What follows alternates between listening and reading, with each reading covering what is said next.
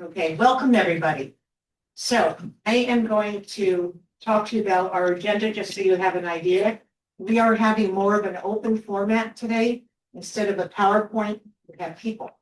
And we welcome conversation, engagement is good. So today, I'm very happy to announce that we are featuring Ridgefield CT PRIDE and the 6 panelists who will reintroduce themselves in greater detail. Susie, you don't have to send me pictures yet. Thank you. Oh, that is sweet. Okay, so to be serious. So we have Alisa Trachtenberg, who is the founder of Ridgefield CT PRIDE. Lynn Discenza, she is the LGBTQ activist. Tiffany Pippins, Lighthouse Program Director. Dr. Fred Turpin, who is a psychotherapist. Rudy Marconi, our first select person in our town of Ridgefield. Saleeby, who is not only a community member, I always like to give you a plug, well, it's what I do. She's the president of the Owls and a former commissioner for the Commission on Aging, and also one of the original gold ladies, the 3 ladies who are responsible for our gold card. So I also want to I'm going to talk about the news in a minute, but I always forget. I do. Okay. So I am Patty Yaffa. I am one of the co-chairs of the Commission on Aging, and I'll start introducing our other members in the audience. We have Chris Nolan, who is a co-chair for the Commission on Aging. We have Carmen Martin, a commissioner, Margie Mullen, a commissioner, and we have Joe Ternurlo, who is our or past commissioner, the chair, and he is the one, if you've heard the phrase, he made the Commission on Aging cool again. And we try to live that every day. And in the audience, we also have Alisa Trachtenberg, who, along with Carmen Martin and Clint, are part of the Trifecta Gold Card ladies. And there'll be more about that in a moment. Okay, so in addition to that, I want to thank everyone for being here and the library staff. We have Andy in the audience and Lucy, Assistant Director, and Lucy, tell me the proper title for you. Adult Programs Coordinator. And our Adult Programs Coordinator to make it so that we can all be here together. And let's see, other news that's very important. So in the back, we always have what's called the back table items. And these are things that we'd like to share with everybody. It consists of our gold card participants folder. You want to hold up one? Just, sorry, I didn't have, no, just that one. So all of you should have this gold card participants guide. It is new as of August. We have 2 more. Let me see, Lisa, I did write it down. We have 2 more participants. One of them is the entity named Wash Out Windows. They're offering 10% discount, and the Corner Cafe is joined ours. They are offering a 10% discount. And a sad note, Bissell's Law has been removed because they have decided to retire all of Bissell's. And we wish Eddie and his wife well. We also have on the back table Ridgefield alerts. And especially since we're going into the winter weather season, it is critically important that you sign up for this. We have the alerts can be texted to you. We have a weekly email from the town update, Rudy, that comes out right every Friday. I was talking to me. I interrupted you too. I didn't hear that. I'm sorry. Thing we have the chill alert. Yes. Friday. It doesn't just talk about the weather, it's about the board of select persons when they're meeting, and a lot of activities going on around town, including senior voices. So the other item we have in the back is called the Transportation Task Force Flyer. We have been diligently working on enhancing the transportation needs for seniors and those with mobility issues in Ridgefield, focusing a lot on the people that don't often get their rides completed because they may need extra help in calling in, and we are working on making that a seamless process for everybody. And lastly, we do encourage you to visit our town website for any updates as to what's going on in town. Right.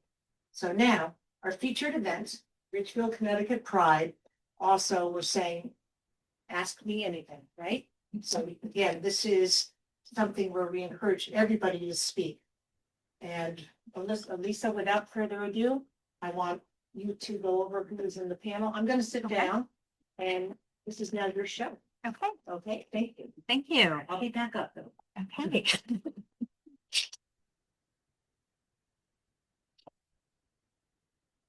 Well, a giant thank you to Patty, Yapa, and everyone on the Commission on Aging who made this possible, and especially, I need to.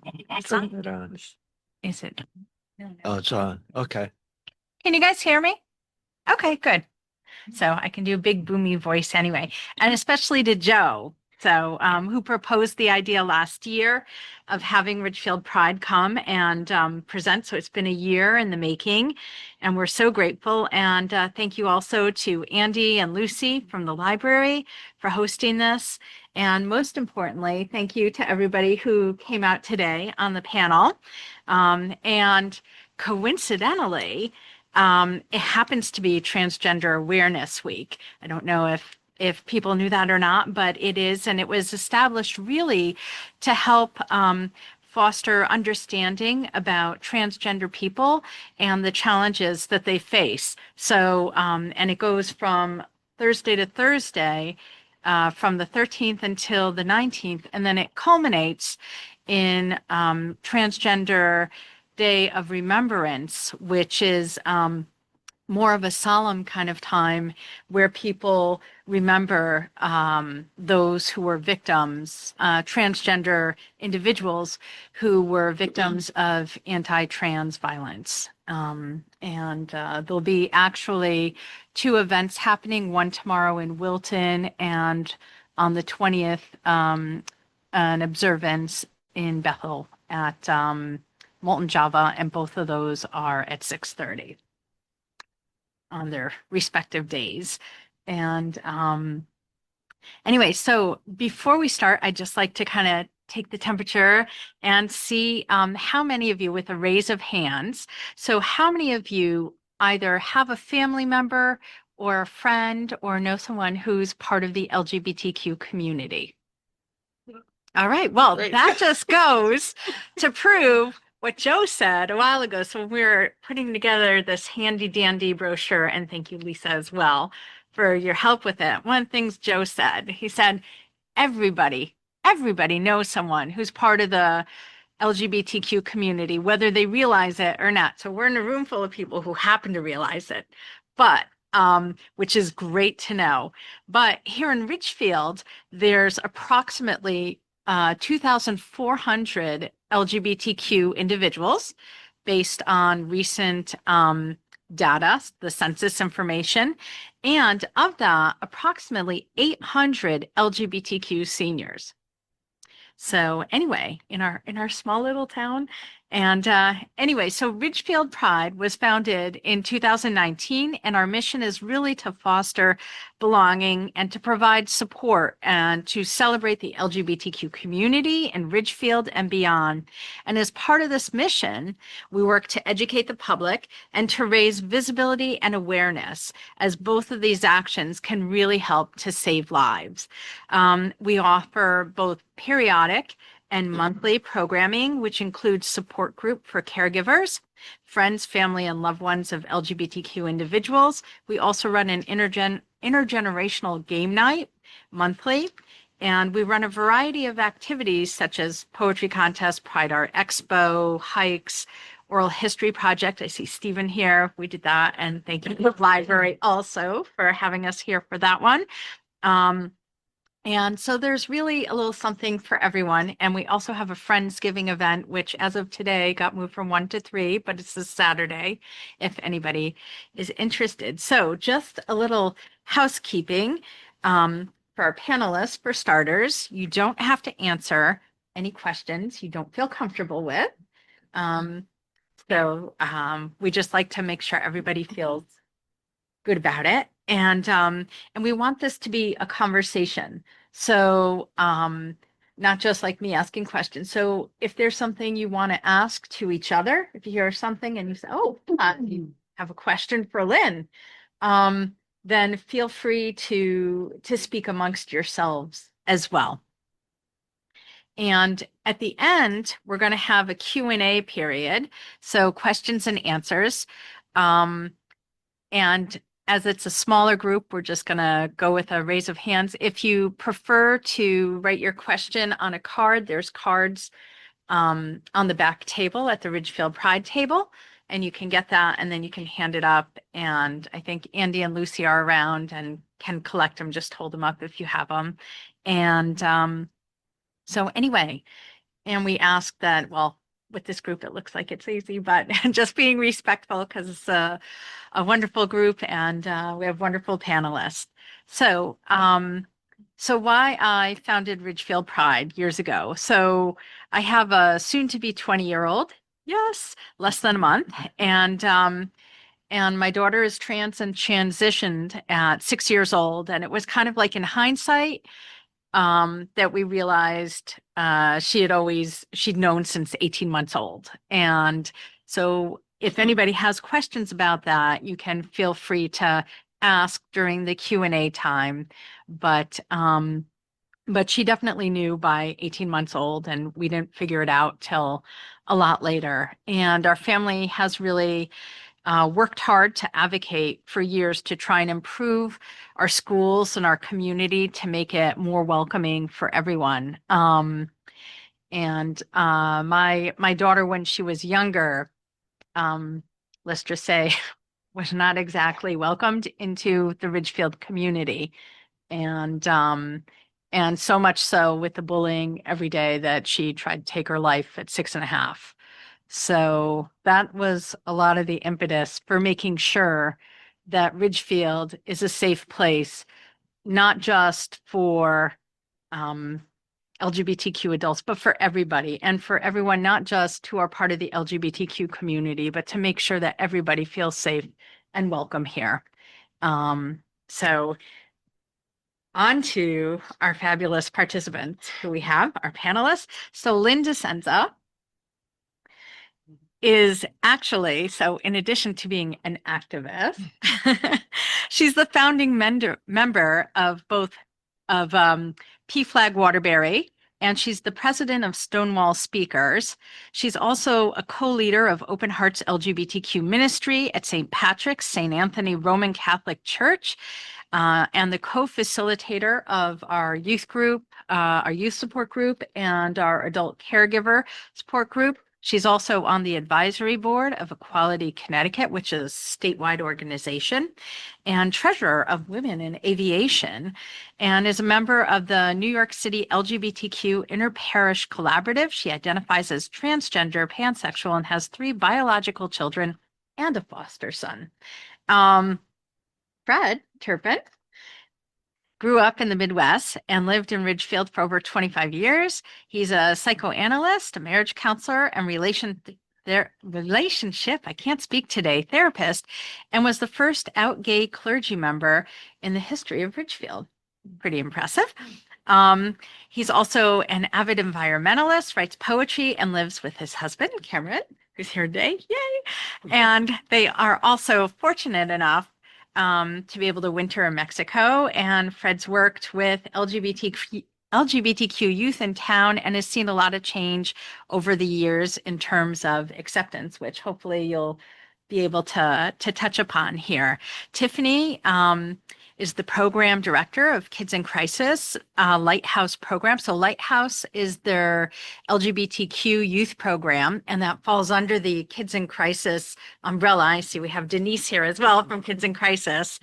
So Tiffany's the Lighthouse director, and she's born in New York and raised in Virginia Beach, and now resides in Stamford, where she lives with her wife, 2-year-old son, and was just reelected to the position of constable in Stamford. Right. And she has, I know, see? And she has a background in education and social work. Rudy, well, you know, he kind of needs no introduction, but I give him a tiny one anyway. So he's a native Ridgefielder, if I'm not mistaken. Yep. And in addition to being our first select person, some of you know, some of you may not know, but he is the proud father of 2 gay sons, which is one of the reasons why I see really kind of look. So that's why he's on our panel as well to talk about that, but to also talk about his perspective on Ridgefield and the importance of inclusion as well. And that brings us to Clemencia, who was on the Commission on Aging when this whole thing was discussed about having Ridgefield Pride be on this. So thank you so much. And she's also the president of the Owls, which is the Older, Wiser, Livelier set. And she's, I know, isn't that a cute name? So, and actually she had us to speak with them as well, which was wonderful. And she's an active participant of SOAR Together, which is a group to combat loneliness and social isolation. And it's a really important group. So if you have time, I would encourage people to help support that as well. And anyway, so Clemencia is here to share about her experiences coming to terms with accepting a gay loved one and to share her lessons learned. So. And I'm grateful to all of you. So I guess my first question, so I would like you, each of our panelists, and we'll start with Lynn and work down. I'd like each of you to kind of tell us a little bit about yourself. I'm getting tongue-tied, I'm sorry. And also why you thought it was important to be here today. And Lynn, if you'd like to start us off. Sure. My name is Lynn Discenza, as you heard. I'm a trans woman. I think it's important. It is Trans Awareness Week, which is really cool. And I've been active in just trying to educate people and let them know about our trans community and especially in our political climate. So do I have time? Is this up to 7 minutes? Oh, okay. So you can. Yeah. So usually I like to get a feel for the audience, and I think Alisa already did that. When I speak, I like to make sure people understand some of the terms I'm using. And so let me just give you a short primer. There's two things in the LGBT community we talk about, and one is sexual orientation.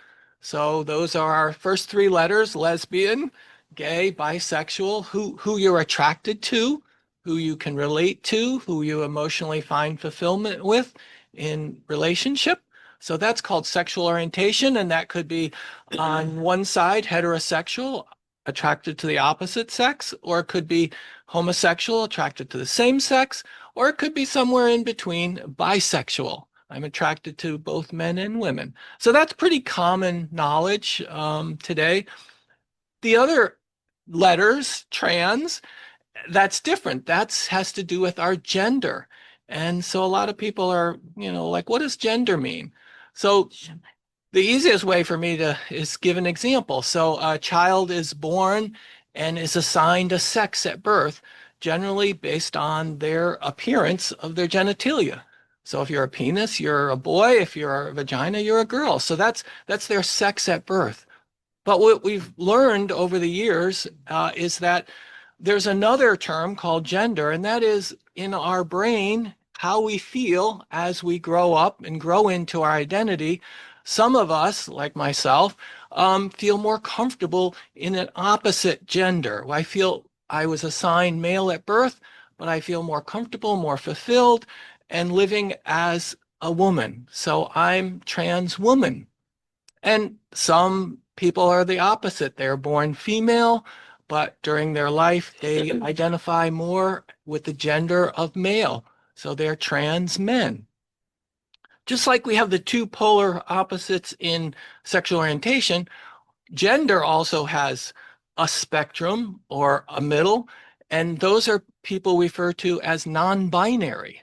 Some people feel neither male nor female. Some people feel a little bit of both.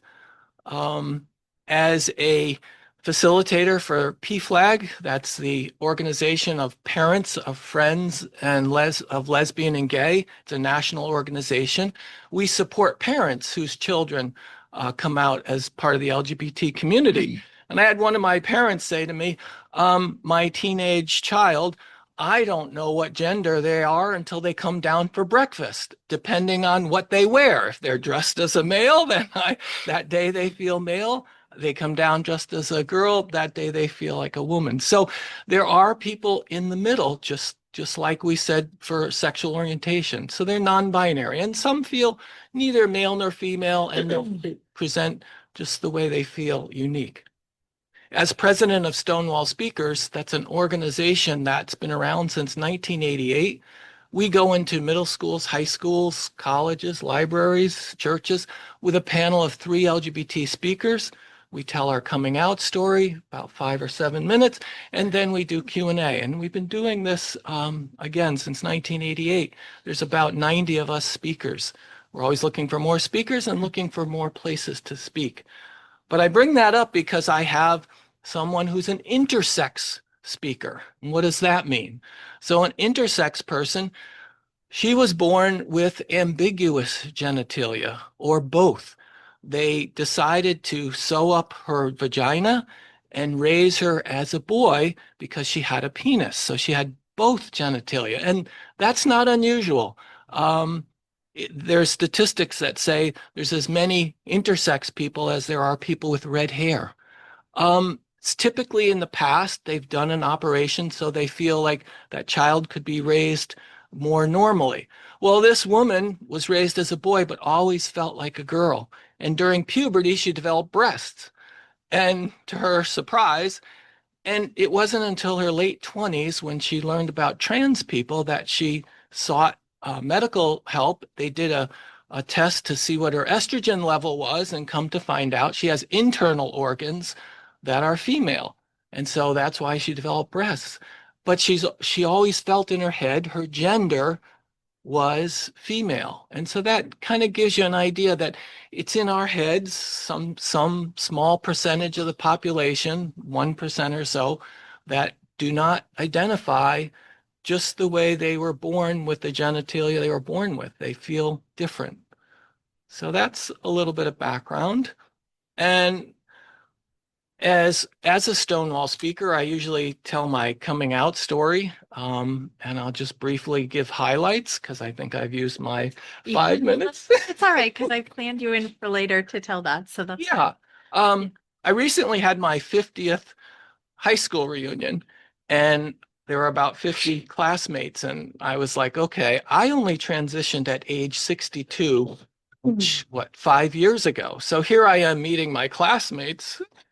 And I was a little nervous, but it was really interesting. The men still related to me as a male. We're talking about sport and all this, and I don't think they knew how to quite react to me. And the women were really cool. They were very friendly. They took me in as one of their own, and then they were asking me questions. Did you know? How did you know? How did you live? Did you know when you were in high school? So I tell a few stories, part of my revisionist history. So I look back and I say, were there signs earlier in my life?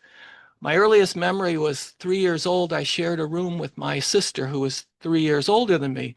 And I remember distinctly the trauma of being removed from her room. And that's because I was tearing the heads off her dolls.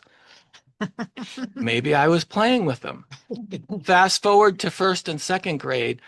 I had to be part of a tap dance duo with my older sister, 4th grader and a 1st grader on stage dancing.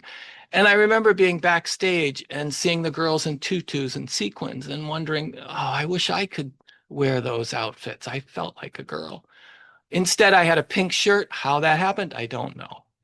But fast forward, I born in an Italian Catholic family.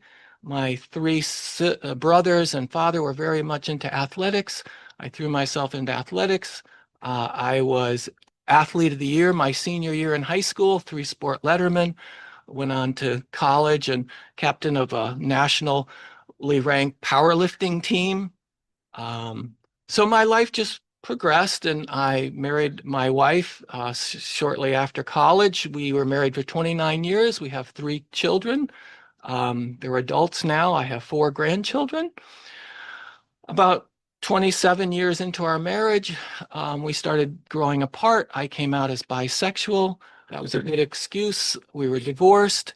I mentioned that to my mother, and she was in her 80s, late 80s at the time. And for her first of 6 children to get divorced, I was in an Italian Catholic family, not good.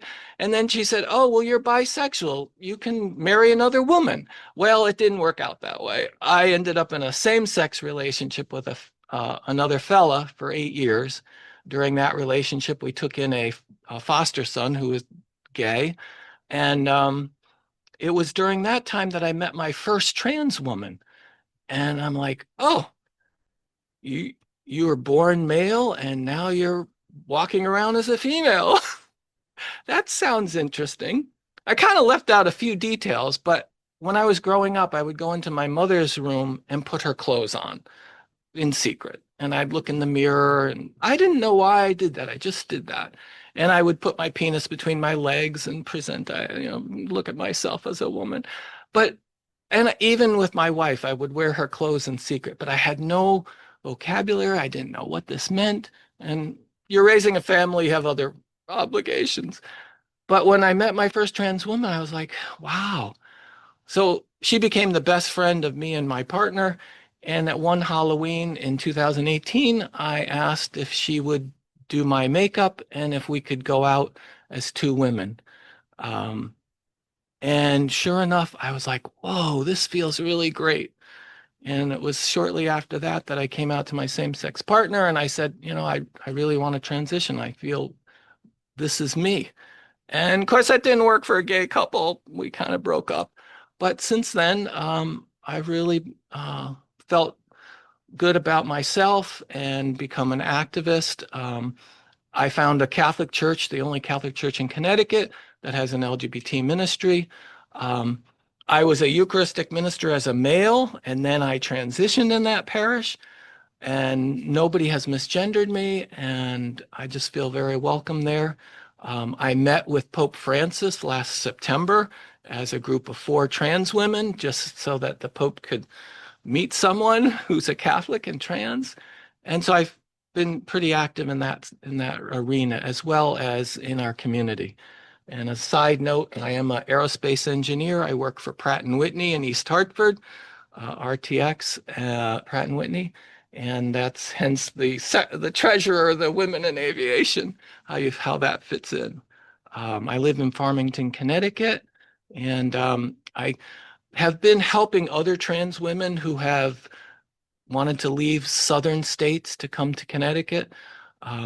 I have a live-in girlfriend now for the last year, and we've helped 4 women come into Connecticut and get settled here to escape some of the anti-trans laws that are being passed in red states. Is that enough, I think?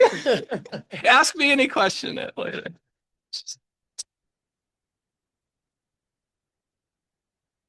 Before Craig goes on, I did just want to touch on something you said, especially since you're talking about bringing people up. And I know people think that, oh, Connecticut is so blue, it's so safe, and it's really very purple. And in case you don't know, there were 1,012 anti-trans bills that were proposed this year alone. That's a significant jump from before. And you're like, oh, well, that's good, we're in Connecticut. Actually, in terms of having the most anti-trans bills proposed, we had 27, and that puts us at spot number. Any guesses what spot we fall into? Any 5. guesses? Out of all 50 states. 5, 10. 11. All right, that was close. So there's only, and states that are above us, Tennessee and Texas. Yeah, so there was only one other. Michigan was the only other state that wasn't. Yeah, it might surprise people. I think we're right after Michigan, and the other states are all like Texas. So we gotta fight for our rights here. We gotta turn down those bills. Well, so it's important to know that we have people who are here in Connecticut fighting to make sure that our number of bills, like, is as low as possible. And out of those 27, not all of them get passed. And in fact, I don't know if any of them got passed. And some of the things, that's why it's really important to have legislators who are going to protect all Connecticut citizens, so that we make sure that these 27 bills that are really focused on discrimination in all areas, all of these 1,000, from anything from healthcare to sports, education, adoption, bathroom, birth certificates, employment, incarceration, child abuse, religious exemptions, performance, child welfare. I mean, the list, custody, pronouns, the list goes on and on.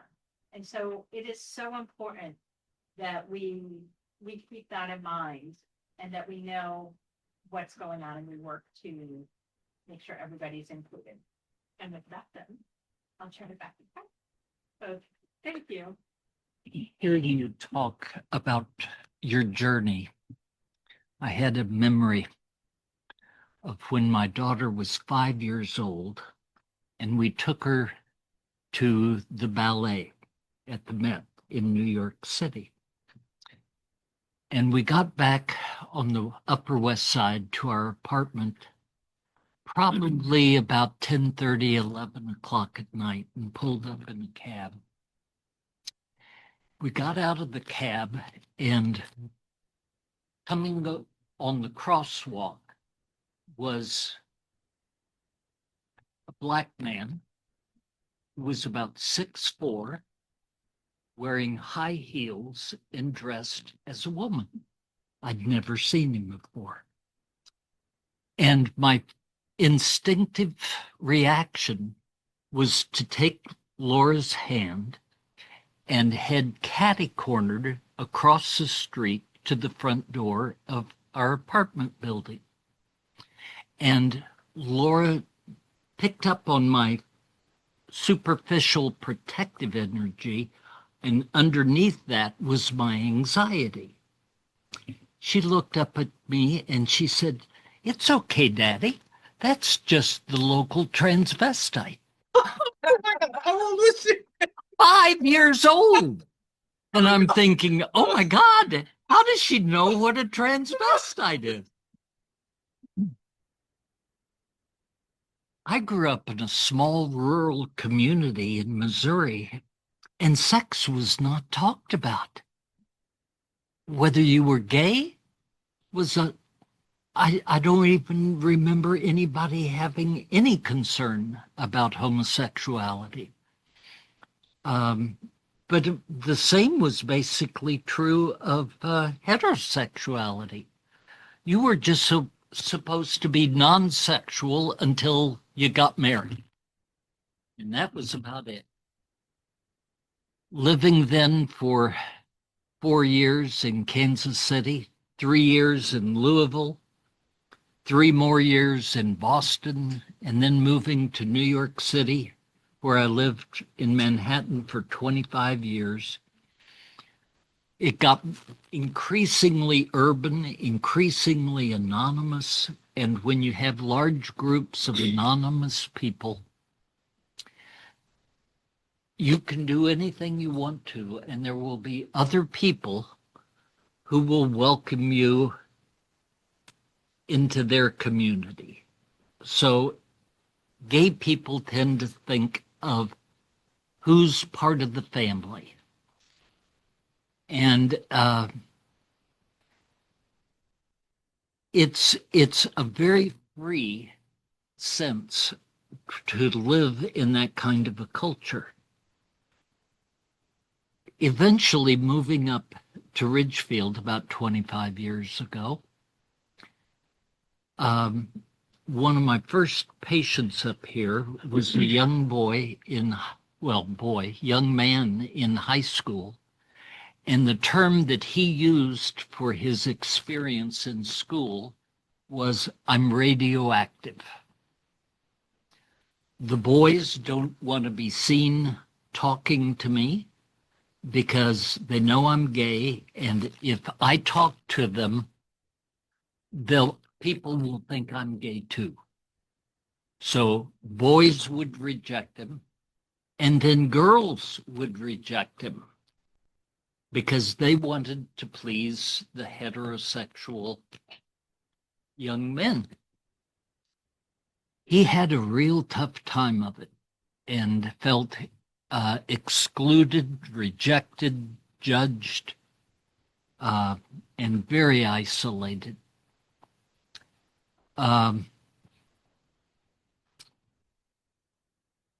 Ridgefield at that time was known, not scientifically, but the kids in the community said Ridgefield is more homophobic than any of the surrounding towns, more so than Danbury or Bethel or Wilton or Reading or John Jay High School over the line in New York.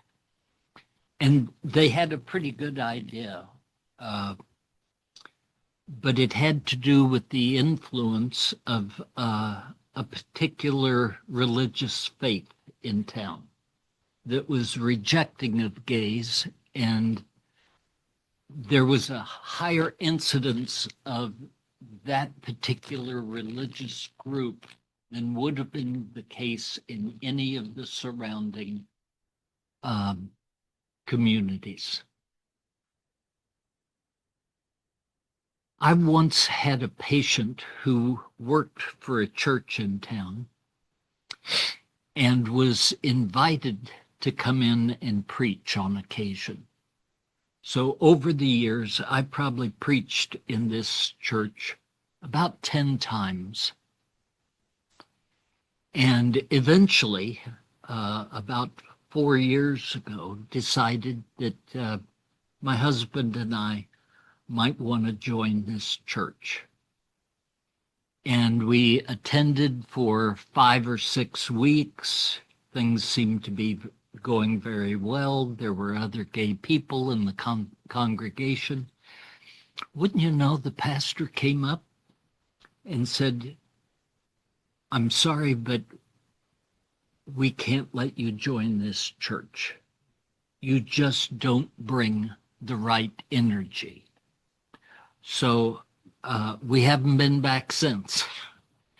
But if you think that there is an accepting culture around here, with most of the people, that may be the case, but it isn't everyone.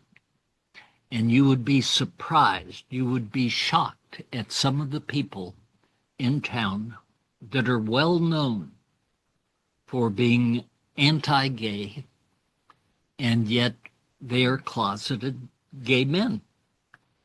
And I can't say their name, but if I did, you'd know who I was talking about. And it's not just 1 or 2, it's a surprising number. And when I see that happen, and adults who are living a false life and not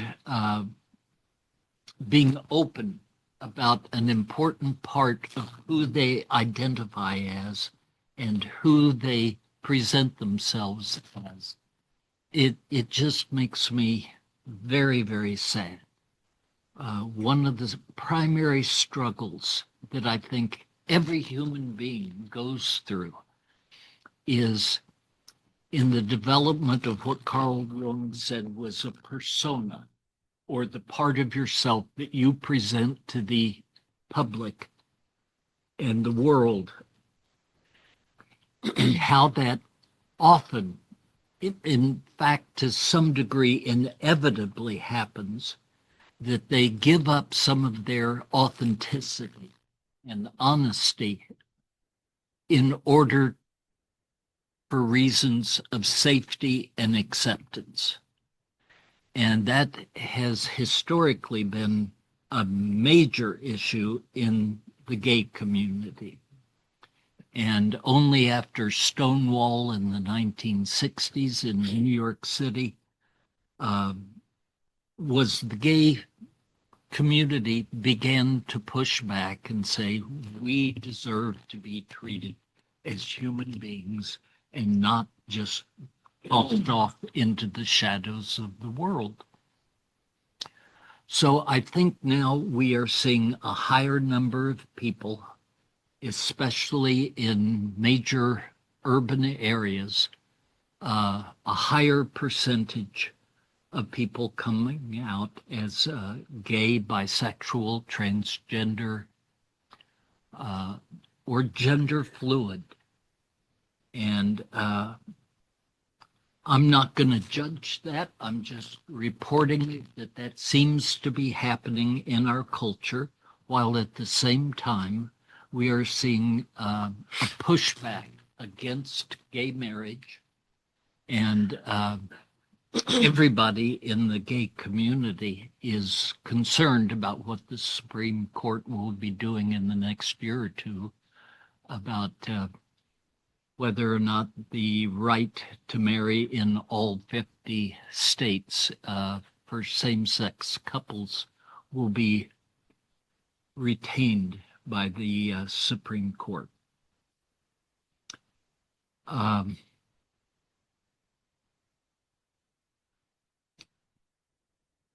I had a patient who was an identical twin and came to work with me when he was in his 40s. He was married. His wife didn't know he was gay. His twin brother did not know he was gay. So you have to appreciate the fear that people often have that their very own families will not accept them if they find out that they are gay. You've heard stories about kids that have been kicked out as teenagers from home and just left on the street. And that still happens. So never assume that anyone that you know who happens to be gay is comfortable with feeling like, oh, I've arrived and I have a little support group and now I don't have to worry. Yeah, they still worry about acceptance. And the coming out process never ends. I've known of people who are in their 80s and they come out. But think of somebody who is in their 20s and they come out of the closet. They're going to be coming out of the closet when they're in their 30s, 40s, 50s, 60s, 70s, 80s. It happens every day of their lives if they meet someone new and decide, I'm going to take a risk and let them know how I identify about myself when I go through the world. So it is an ongoing process that never ends. And also in terms of that, not just if people come out again, for my child, transitioned publicly, but was frequently re-outed. So if you look at her now, she looks like your regular run-of-the-mill girl. And I think when she was in 7th or 8th grade, one of the kids who went to kindergarten with her decided to bring a yearbook to school, just to show everyone, no, Ava used to be a boy. Classic. Yeah. And so it's not just whether you're choosing to have to come out again, but sometimes you don't have that choice. And also for what you said about people being kicked out of their houses, can you hear me? I didn't turn my mic on. Okay, so in terms of children being kicked out of their houses or losing support, that's not just an issue that happens elsewhere. It happens here in Connecticut as well. And, you know, just every day I see things, I'm on a lot of groups, and every day I see things of, people who are looking for, a home for an LGBTQ child who is under the age of 18 and can't necessarily, leave their home safely.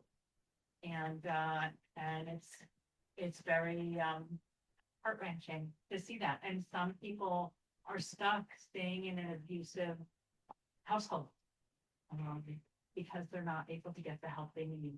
So anyway, on that cheery note, I will turn it over. Yay. All right, start this party.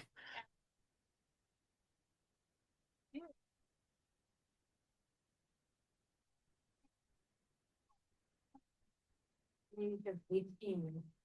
As I learned the other day, thank you, Denise, it can be very difficult, unless the person knows to say that they are in danger, in fear of danger to their life. And so those are like the magic words, sort of. There are magic words, like when you have a child with mental health issues, you learn the magic words to say as well. So anyway. Okay, yeah, okay. I'll say it back. So you want me to? Okay, so like I said, my name is this thing even on? No? Okay. You can hear me? So my name is Tiffany Pippins and I'm the program director for Lighthouse. So I will say it's interesting. You said folks kind of coming out every day, especially when you're in the LGBTQ plus community. So my wife, she's feminine and she wears skirts and dresses and makeup and all the things, and she has long hair, and I think she's very beautiful. And when we go out, people don't know she's a lesbian unless I'm with her. So, you know, we always make this joke, I'm the walking advertisement. So I don't have to come out every day. Usually when you see the woman who's masculine centered like myself, it's a given. So it's a gift and a curse, I would assume. But I will say generationally, it's interesting you said, Fred, about, you know, not just coming out, but just how the world was and how the world is. I grew up in the late 1990s and the early 2000s. So what I always say, and I've spoken to Denise about this in the past, is that my generation got to have the fruits of the labor. So the folks that fought for Stonewall, the folks that were protesting in the 70s and 60s, the marches, all the blood, sweat, and tears that went into the movement, my generation got to have the fun part. We didn't have to go fight in the streets because the fight was already done. So we were able to kind of come out more freely. If you had accepting parents, you were good to go. You could go to a lesbian bar, you could go to a gay bar, you could walk around holding your girlfriend's hands, things of that nature. And I was able to experience those things once I came out. Now, I will say regarding representation, which I think is key, being the program manager for Lighthouse Kids in Crisis, okay, located in Coscob, and we have different groups throughout Fairfield County, I'm able to give representation to young adults. So we have kids ages 12 to 18 that come to these after school programs, and they have spaces where they can see queer people, gay people, lesbians, trans people, things of that nature. So representation, I think, is very much key. When I was growing up, I didn't even know what a lesbian was. I thought it was a spaceship. I never even heard the word. You know, I was like, what's a lesbian? You know, and you would hear gay as an umbrella, but you really didn't see a lot of the representation there. So growing up, when I was very young, I didn't even know I was able to be a lesbian because I didn't see it. And when I became older and I saw, I was like, oh, this is a possibility, then things change. So I will say representation is definitely key. And I do know now, and just to piggyback off of what Fred said, because things are changing, you know, regarding the Supreme Court and things of that nature, it's really important that now we understand that even though, you know, my generation and other generations, if you will, have enjoyed the fruits of the labor, we cannot stop the fight. So it's important that we reiterate, you know, the adversities and things we do experience. And, you know, sometimes we could talk about the lows, but it's important to highlight the highs. So we have both. And that's it.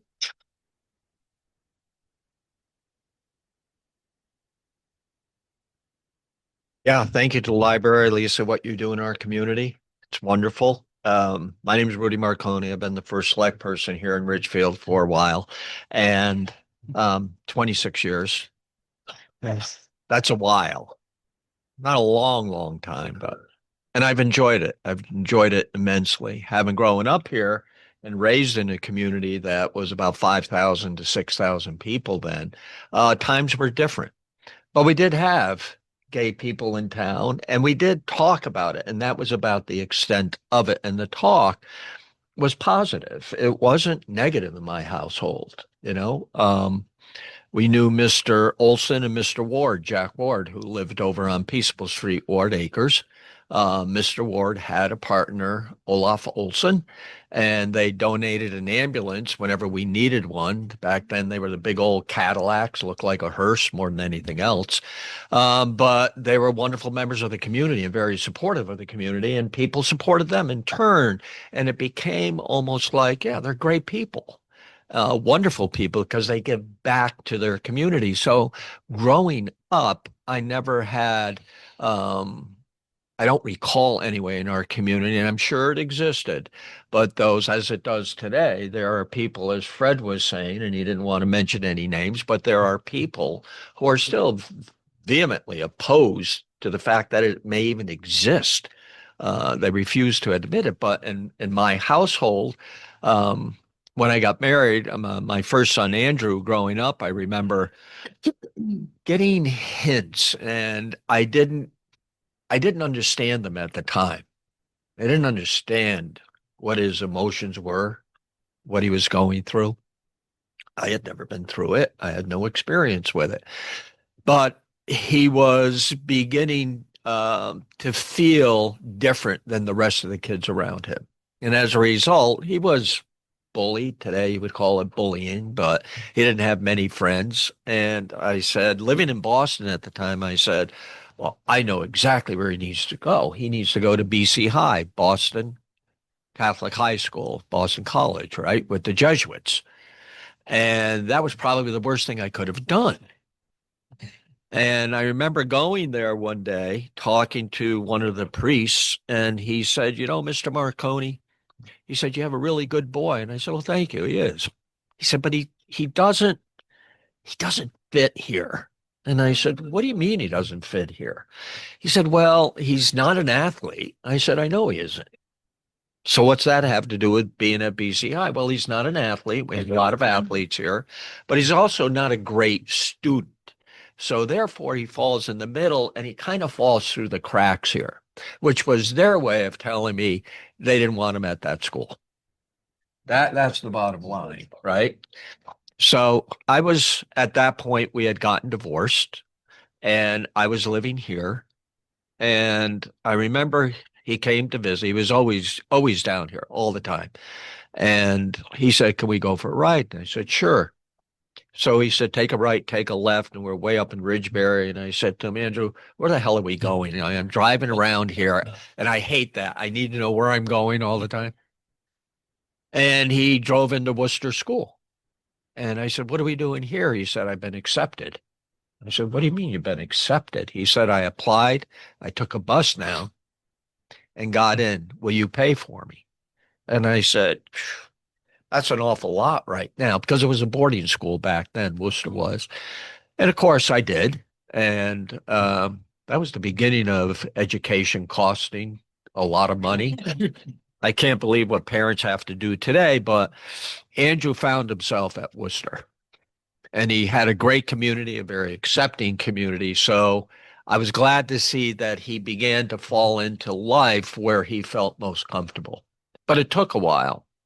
And I remember talking to my mother, because I said, oh God, growing up in a little Italian family that had to go to church, I had to sit in the same spot at 9 o'clock every Sunday. How am I going to tell her? How will she accept it? So I remember right here in Prospect Street, I went in and I said to her, Mom, I got to talk to you. And she said, what's that? And we're standing at the sink. And I said to her, Andrew's gay. And she looked at me and she said, so what? Hey. And that was it.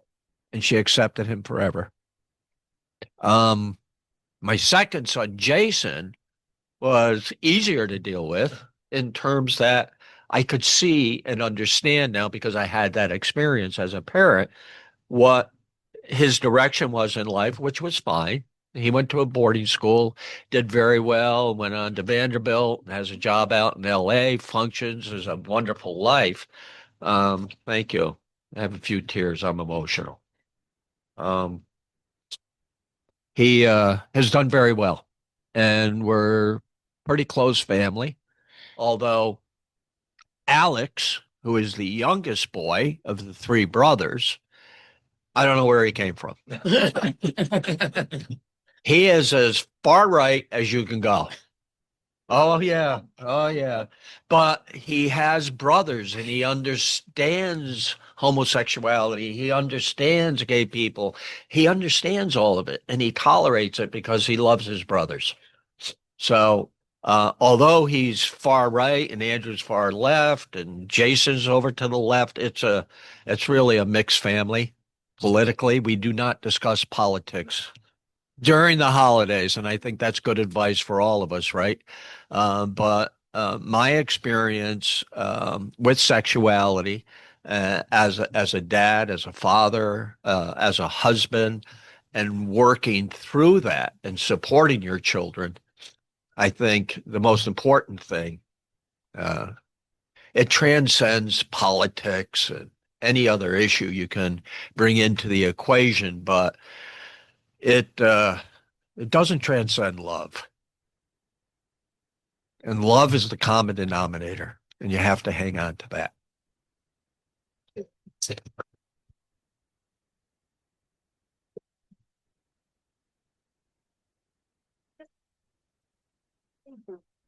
Because he's been a fabulous ally. I haven't heard this story before, so thank you for sharing. And just the getting teared up and like the clump thing is just as a parent, as a parent of someone who is part of the LGBTQ community, I guess, you have those moments, when you think about things and conversations with people.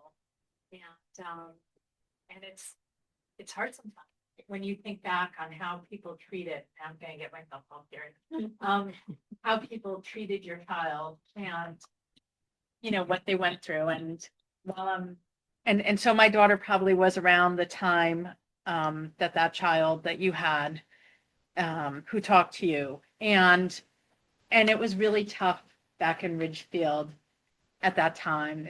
There's still issues, but it's a lot better than it was, significantly better. But when your child is on the front end of it, it's really tough when you're that trailblazer. And I'm so grateful to everybody who came before that made it easier. But still, when your child is forging the way forward so that others can have it better, and they don't get to benefit that much, it's really tough. And it's sad. And while I'm thrilled that so many other kids are having a significantly better experience, even though there's still room, it's heartbreaking when you see what could have been for your child.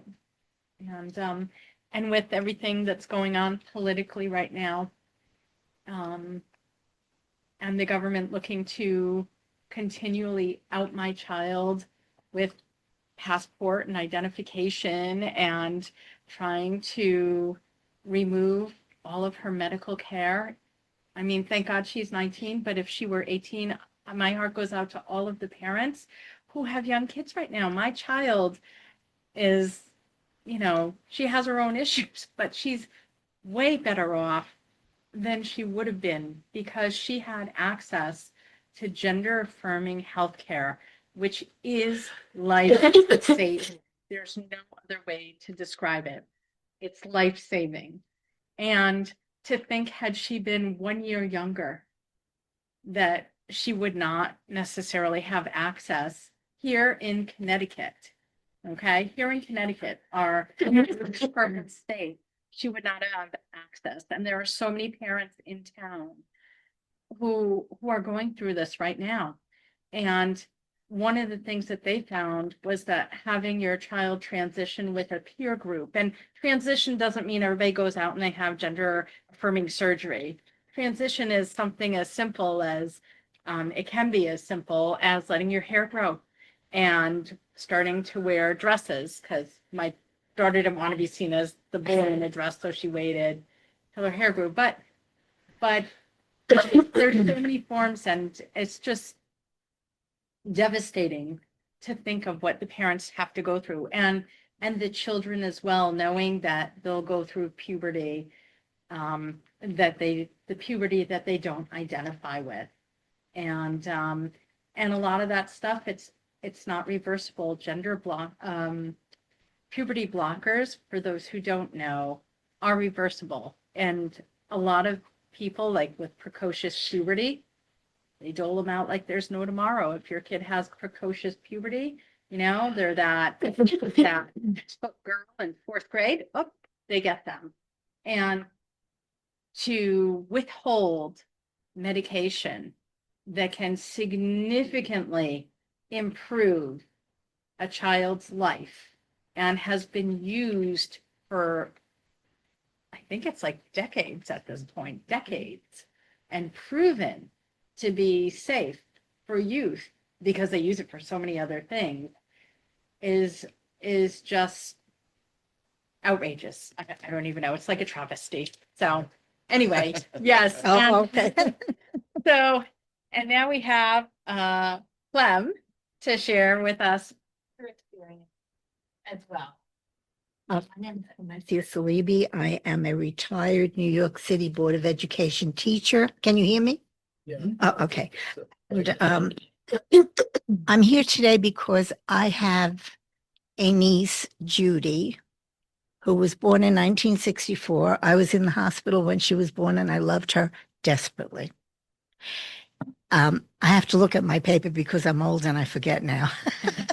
So anyway, I was at the hospital when she was born, and we lived on the same block.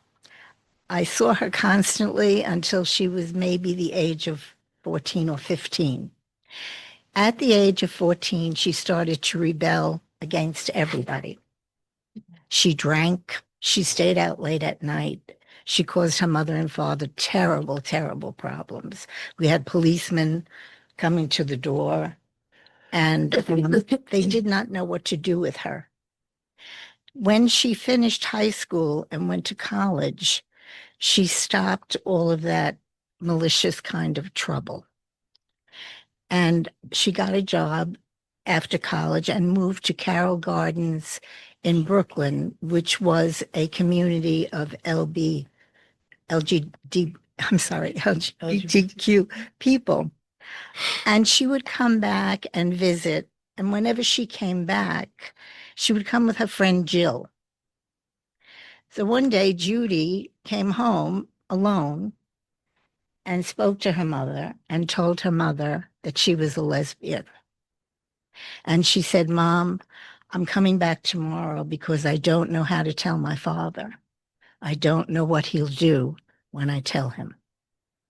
So her mother, Maureen, called me when she left. She was hysterical crying. And she said, "I don't know what to do. I have a daughter who is a lesbian. I don't know how to handle it. I will never have a grandchild from this daughter. And Clemmy, I don't know what to do." So I said, "I don't know what to tell you to do because I'm in shock. I can't believe it. I can't understand this is happening." So anyway, I got very frightened when I thought about Judy. I thought that she would either end up as a drug addict, as an alcoholic, or as a homeless person walking the New York City streets. So because I didn't understand her, I withdrew from her, and I had loved her desperately. She came back and told her father, and her father turned around and said, "I don't care who the hell you are. You're my daughter, and I love you." Shocking, because her mother had the exact opposite opinion. Anyway, Judy and Jill decided to get married years later when they first had the first gay marriages, same-sex marriages in Massachusetts in 2004. They were one of the first couple to go and get married. And a few years later, Jill decided that she wanted to have a baby. So the mother of Judy gave a shower for these two beautiful people in her house. And she called me and told me that I had to come. Now, I had not ever given them a gift for their marriage. I didn't recognize the marriage, and I didn't want to go to the shower. I was afraid to be with these people. Okay, so I had to go to the shower because Maureen insisted. Anyway, when I got to the shower, I met the most well-educated, kind, caring, and generous people that I have ever met in the same room. They came over to me, made me feel comfortable. And as I looked at them, I thought, what am I doing? I love Judy so much. And they're just like me. They're no different from me. We're talking about the same things. We're talking about babies, showers, christening, people in our families. What is wrong with me? I didn't understand. I thought all these people are not good people. They're all going to be on the streets. They're all this, they're all that. I never researched it. I never took the time to understand my own relative. And I regretted, really regretted that. Over the years, we have become so close. She comes 3 times a year to visit me from New Jersey with her entire family. She has her wife, Jill, her daughter, Clover, who's 16 now, and her son, Caleb, who's 14. When they come, we play games. My family comes over. We have so much fun, more fun than I have with what you would call normal people. Okay, but they're beautiful, beautiful. In that time, I have a very large family. Family now. Okay. Members of the family over the years, I have now a transgender person whom I'll talk to you about, a bisexual, and of course my Judy, lesbian. And then we have someone who would never come out of the closet because his mother threatened to disown him, and he ruined his life. We all know that he's gay, but we never will say it, and he will never admit it. Anyway, I also have my transgender Jane, who started out as Jack. When Jack was 2 years old, he would go and put on his sister's clothing. Mom would come, take the clothing off. He would go back, put the sister's clothing on again. When Jack was 4 years old, he told everybody that he was a girl. He was not a boy. He wouldn't do anything that a boy would do. His father got very concerned and went to the mother and said, I think we have a problem. I think Jack thinks he's a girl. Well, at 14, Jack tried to commit suicide. At 16, Jack tried to commit suicide. The parents, the entire immediate family went for therapy. And from the therapy, when Jack became 18, he had the operation and became Jane. There is a video, a documentary that's called Always Jane, that was done when Jane became when Jack became Jane, I get confused, and met someone who came from California. A producer made a documentary, Always Jane. It's on Netflix. And if you're interested in watching it, it's a beautiful documentary. Jane is now the one who tried to commit suicide twice, is now the happiest woman you could ever meet. She's a social worker. She lives in Washington, D.C. with her sister, and she's beautiful, beautiful from within. Just as Judy is beautiful from within, but I couldn't see it because I let this label block her and block me from loving her. So that's why I'm here today, because if you don't understand, if you do not understand what I get confused. LGBTQ is, try to just love. Don't just understand, just love. And that's what I learned. Thank you.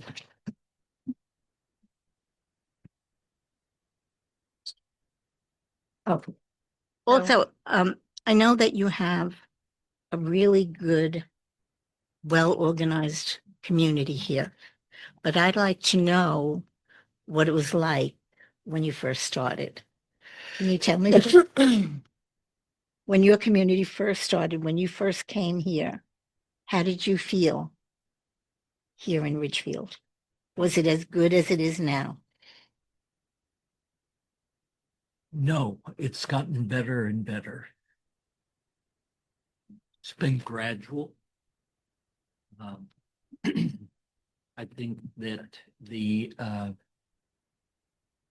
if you are, the more education you have, the more flexible you are, the more open you are to some, life is hard. And your story about Jane reminded me of something that we now see published in the literature. And that is, it's not uncommon. Not everybody goes through this, but it's not uncommon for young kids around the age of 4 to begin to say, there's something about me that is different. And I don't know what it is, but whatever it is, I can't even tell my family about it because I'm different than they are. And they have no concept of sexuality yet. And it often isn't until 12, 14 years old when they really settle into the awareness that I'm not heterosexual. And they have hidden that and struggled with that for many years before they even acknowledge to themselves that this is what separates them. Every gay person, with few exceptions, is born into a heteronormative family and raised by parents and sometimes most of the siblings, and they feel alone. And they feel unsafe about that part of themselves that they have to keep secret. That's the twice suicide. Yep.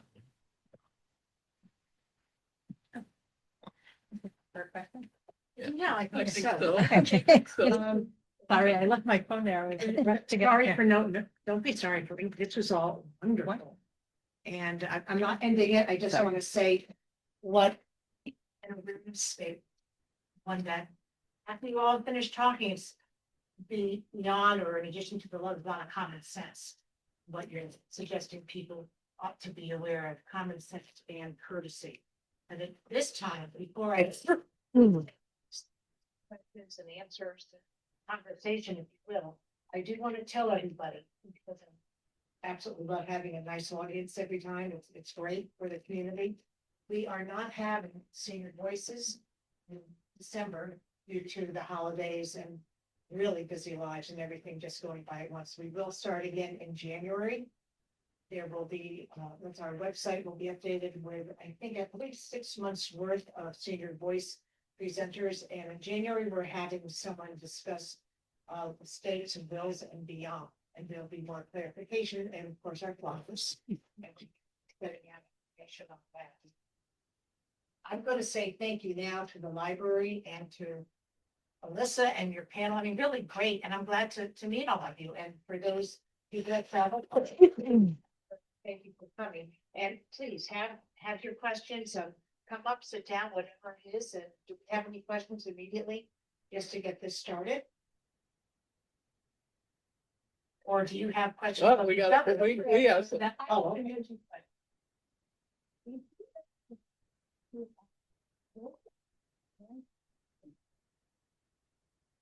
And yet presenting themselves as, you know, they're. I think they're speak correctly. If they were out, they would have to be forced to reckon with what their disconnect is harming the community. And themselves, I mean, ultimately and themselves, but I care less about them right now, but it's no.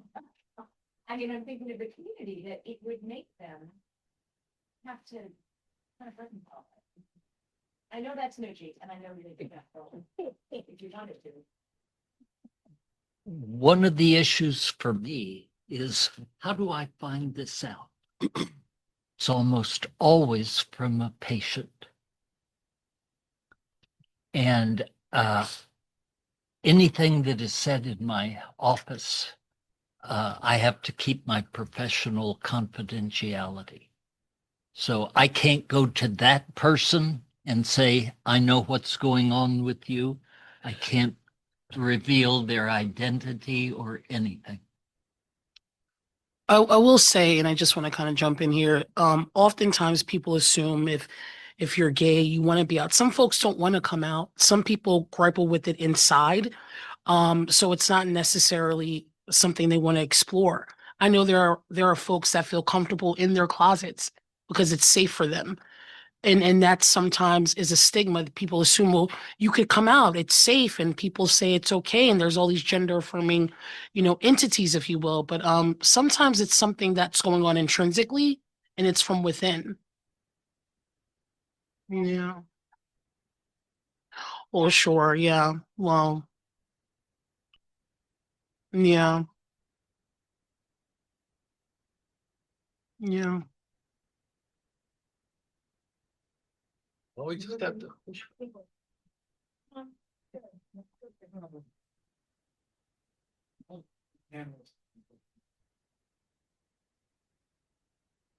I would like to hear reflect on the idea that no one will identify a member of the community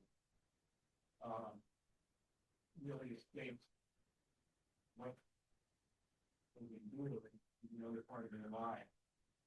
Without having to deal with some medical time and all of the intended difficulties.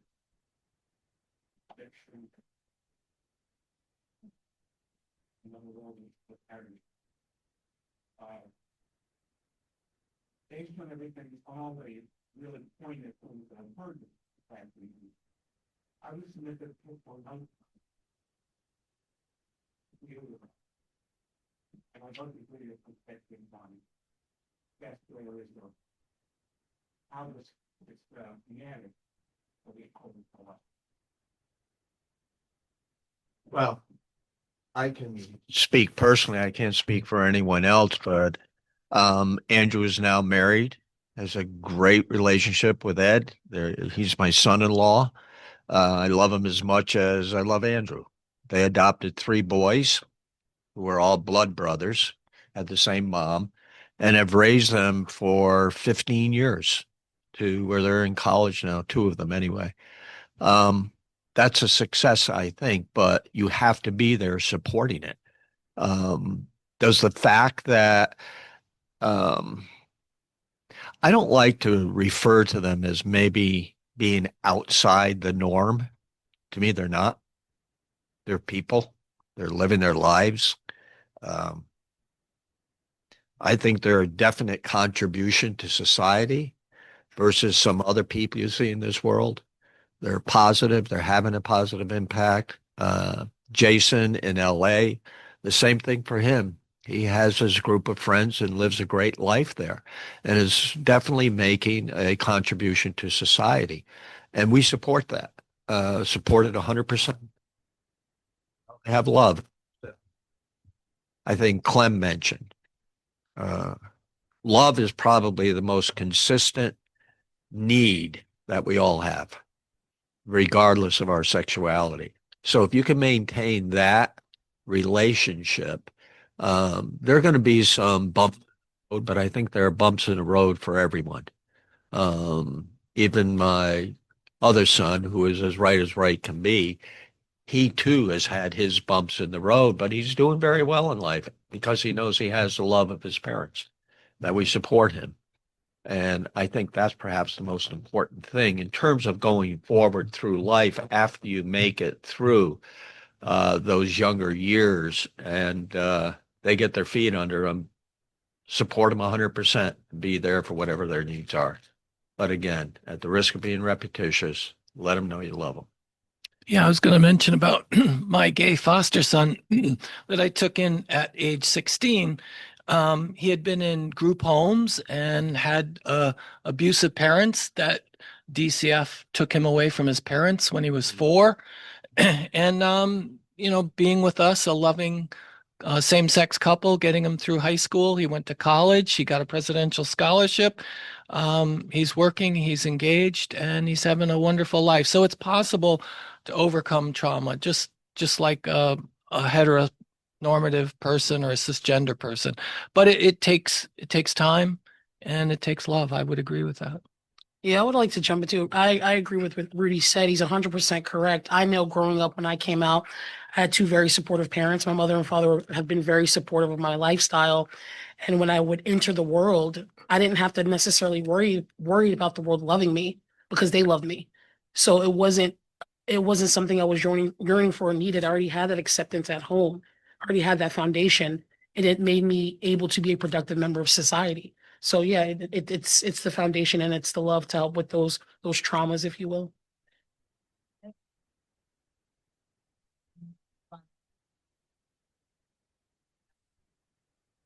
Especially when, and it's not for everybody, but sometimes when a child's really young and they've been rejected repeatedly by society, peers, teachers, principals, everybody and their brother, no matter how loving the family is and how much they care about them sometimes, that trauma stays with them.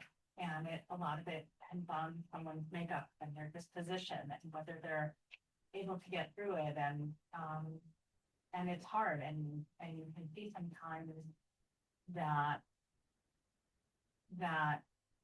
fear of rejection guiding someone's need for survival.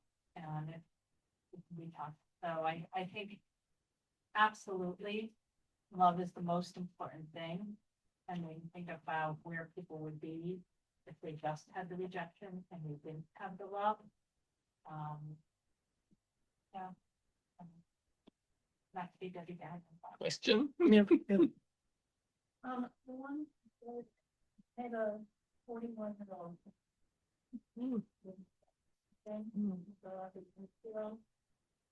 But I, as a parent, feel supported in this one. From a distance. Sort of all of these flags that I see, the signs that I see, your manners that I see. I feel love. And they can very focused on far from inside. And I'm so grateful. I mean, just some sign comes to that. He feels it. He feels better about where I am. And he was It's not Portland now. Yeah. And I also want to say that that's the key. Between sexual orientation, who you go to bed with, and gender is who you go to bed at. And that's profound. That really made it. I've already been educated, but I do want to you guys, but I'm going to confession that I'm from got elected. The second time, I went to my garage and I ripped all of the beach house. Finished none of the rainbow house off my car. And I felt like I was training this out into the car, not doing any oil. When I was on the certified, fill in the blank. Yeah. You surrendered or. And Sean, who teaching us for good, I told him, said, Mom, it's so training, I totally get it. Yeah. And they say, but it was just, and there's a little outline. Just new ones. But it's as a parent, it's not. That's our kids worry like that. And then a lot of times they don't want to fight, they don't want to worry, they just want to sleep in their They don't have to be just for pretend they're gay. And my son is also gay. I couldn't think of it, I didn't have to transition, you know, to go out with a guy. So. Thank you. Thank you for sharing.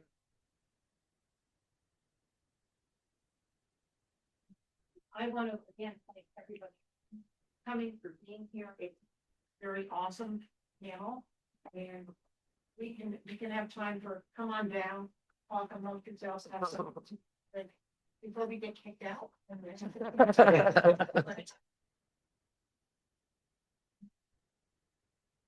Thank you.